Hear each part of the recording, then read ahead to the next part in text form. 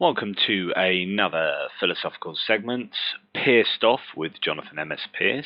This segment I'm going to talk to you a little bit about naturalism and supernaturalism and the failures that I see of supernaturalism. So what is naturalism? Well, it can broadly be split into two areas, two disciplines. One is called methodological naturalism and the other is metaphysical or ontological naturalism. So naturalism is, I suppose in simple terms, the adherence to natural laws of everything in the world, which is very useful in science. So science necessitates the use of methodological naturalism as a method. So this is the idea that we can't allow into any kind of explanation of the cause and effect relationship we look in the world around us at, which is science. So in science, we can't allow any supernatural explanation because it's particularly ad hoc and it kind of just sort of blocks inquiry. So as soon as you say, well, the supernatural, some kind of supernatural explanation, but it's outside the ken of our observation, because we are using our senses to observe and we are getting evidence from the world around us, from the physical world around us, but in fact the supernatural is above that, so we can't evidence it in the ways that we normally use in science. And so therefore, if you posit this kind of supernatural explanation in a scientific inquiry, then it's just a conversation stopper. As Lawrence Lerner states, methodological naturalism is not a doctrine, but an essential aspect of the methodology of science,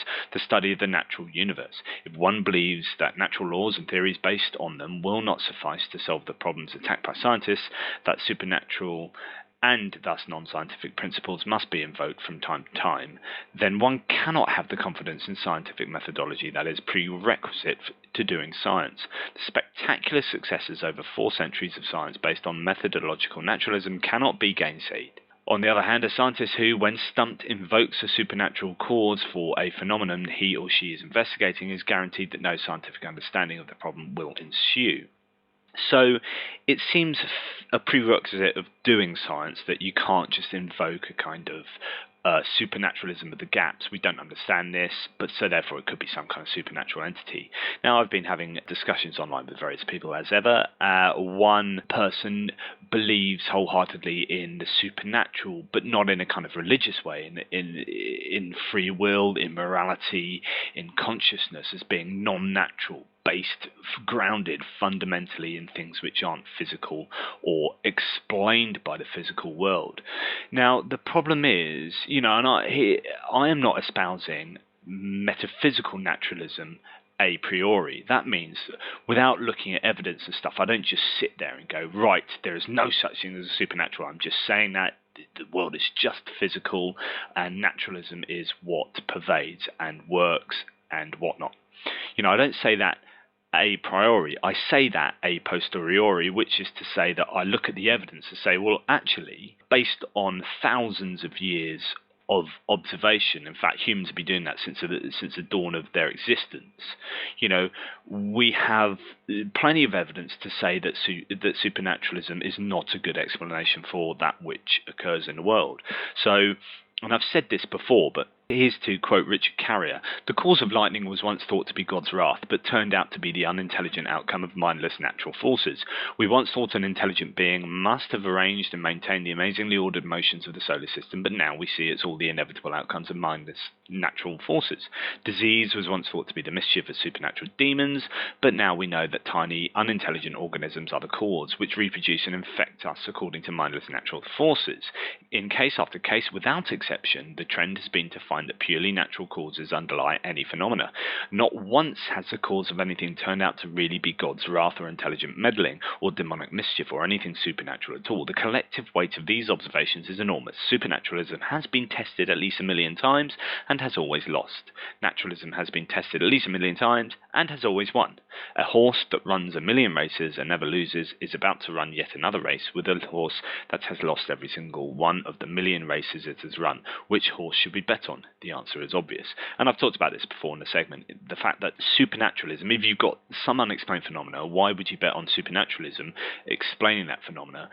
Because naturalism has in all probability got the explanation for it, because it's won that race countless times. In fact, it's never lost to supernaturalism. Supernaturalism has never come along and supplanted a naturalistic explanation for something. So we've got these couple of things left: consciousness and really the beginning of the universe. And even these are open to debate. Like, there are perfectly good naturalistic explanations for such things. So we don't need supernaturalism. It's not to say that it doesn't exist per se. I don't stamp my foot down and just say that's it, end of the conversation, supernaturalism doesn't exist. But we have no need of it. Right? There's nothing that needs supernaturalism to explain it. So human emotions and morality, they can all be seen as functional in the evolution of man and beast. So we can look at monkeys, rhesus, bonobo, or chimpanzees, and we can say, look, they've got fairness, they've got, this idea of equality, they've got the basic morality that we have in humans, we can see in monkeys. So therefore, we can see it as a function of evolution, reciprocal altruism. You scratch my back, I'll scratch yours. That kind of kindness. If we're a species that has that, we're much more likely to be socially successful and therefore reproduce and pass on those genes. So therefore, I can explain things like that and the emotions that go with that. If we look into evolutionary psychology, we can explain love, we can explain loyalty, we can explain all these kind of abstract ideals within the context of evolution and function. So supernaturalism does nothing for me, and it should do nothing for anyone that looks rationally at any effect in the world and is looking for a cause and explanation. Science does such a good job. There's no point betting against the horse. Now, is there anything that we can say, well, actually, it's impossible for naturalism to come up with the answer, the explanatory answer for why this phenomenon exists? And in my view, there is nothing in the world. You can't invoke these things like free will, morality and whatnot and just say, look, they require supernatural explanations, because quite simply that's not true. They don't. There's nothing that I can see that is a problem for naturalism. At the moment, there are a few unknowns.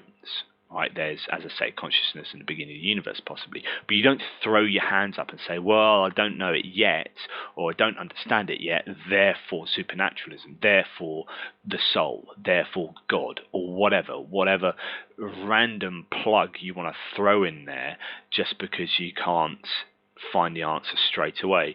2,000 years ago, no one knew how lightning existed, so they plugged that explanatory hole with God's wrath or some supernatural nonsense.